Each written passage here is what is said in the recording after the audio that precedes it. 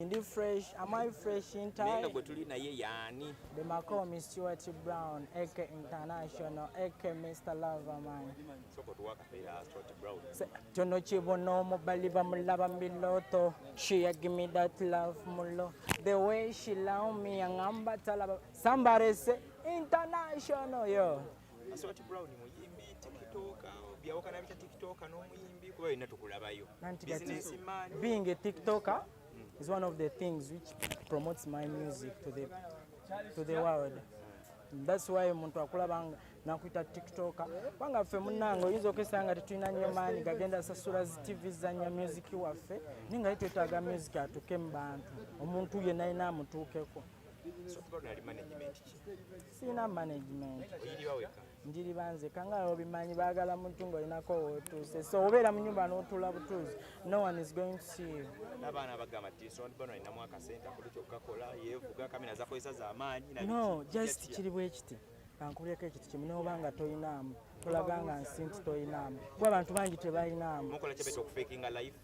Not faking life naye okwetwalira mu mbeera nti oyinaamu kitegeeza ojja kuwakinga so hard kituufu ddala era ofunemu naye bw'obeera onogamba siinaamu kanyambalinga bwensanze waba toyinaamu then nyuma okitegeera weetegee osirika busirisi. Brown alina omukyala obulamu abutambuza ate tugenda sayidi eyo ya love.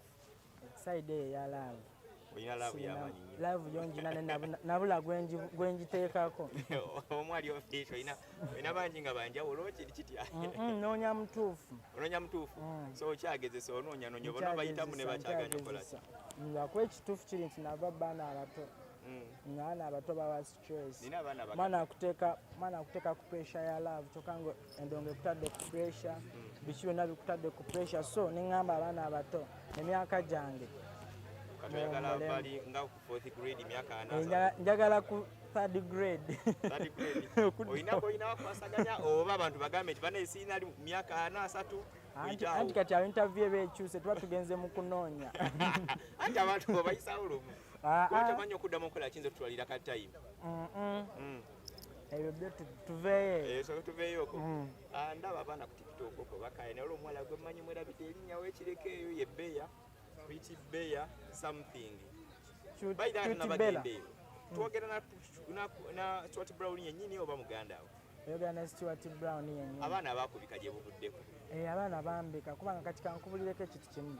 Omuntu yenna alina ng'olina erinnya obanga kale ng'olina kale otambuddeko nnyinza okukozesa okugamba erinnya munalowooza mbu weeraze mbu olowooza oli wa kabi naye babanga kale walikuwa we bakumanye abantu bafuna ka information kati ni bwe kati kanguwa okutambula okitegeera kati so nafunamu obuzibu obwali obutini nate agenda obuvaamu nga tekintu kigezi.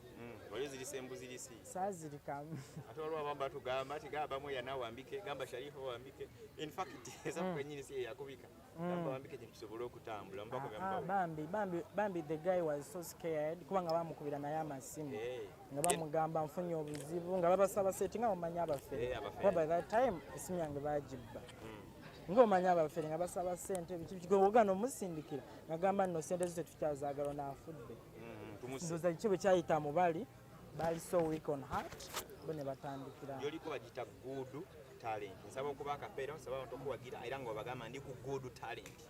Yo guys tuli wantu kilinze ku good talent.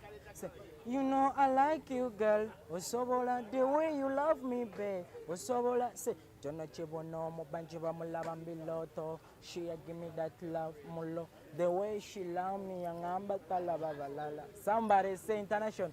By the way ina kayimba akapya bakayita follow ina ngenda kata ne waliwo ebyabadde biyita bigambo nga bana bagamba na posting ebifaananyi bya gundi biki nensooka nendu stopping naye oluyimba lwa mukwano lwetondera eri mukyala tosobyangako mukyala yena mulamu obwo kati nze nakuleetedde oluyimba nga neba tomwetondedde omusindikira busindikiza oluyimba n'agamba okay I'm sorry limba baluyita follow. Hi Mrs. I wanna tell a little my story. Buli omu akola mistake. Ekyo wemba nkikoze I am sorry.